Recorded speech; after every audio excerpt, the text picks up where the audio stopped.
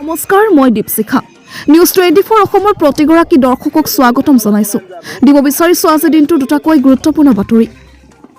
নাজিৰাত দিখৌ নদীৰ জলপৃষ্ঠ বৃদ্ধি, নগা পাহাৰত হোৱা অত্যাধিক বৰষুণৰ ফলত আজি ফেনে ফুটুকাৰে বাঢ়ি আহিছে বৰলুইতৰ অন্যতম উপনদী দিখৌ। বহাগৰ নপানীয়ে ৰাইজৰ মাজত আনন্দ বৃদ্ধি পাইছে। গেছ চিলিণ্ডাৰৰ অত্যাধিক মূল্যবৃদ্ধিৰ সময়ত বিনামূলীয়াকৈ দিখৌ নৈৰ বুকুত পাহাৰৰ পৰা উটি অহা খৰি ধৰাত ব্যস্ত হৈ পৰিছে নাজিৰাৰ নৈপৰীয়া ৰাইজসকল।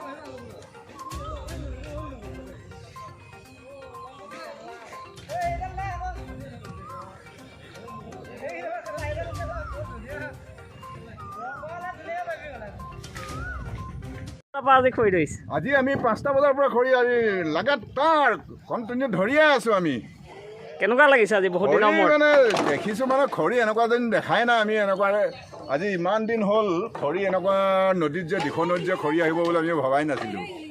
কিমান বছৰৰ পৰা আপোনাক এনেকৈ নৈৰ কিনাৰত খৰি আজি ধৰিছে? 15-20 বছৰৰ পিছতহে এনেকুৱা খৰি এবিধ আহিছে। ভাল লাগে গোটেই হেৰিয়াৰ গেছৰ চিলিণ্ডাৰ মূল্য বৃদ্ধিৰ সময়ত ইয়াত এনেকৈ ৰাইজে খৰি পাইছে, কেনেকুৱা লাগিছে? সেইটো এটা বৰ বঢ়িয়া, আৰু ভগৱানে দি দিছে নেকি জানো। এনেকুৱা খৰি মই দেখা নাই কিন্তু জীৱনত দেই। আজি 15-16 বছৰ হ'ল, তাৰপিছৰ পৰা খৰি স্পীডটো বেছি হৈ গ'ল।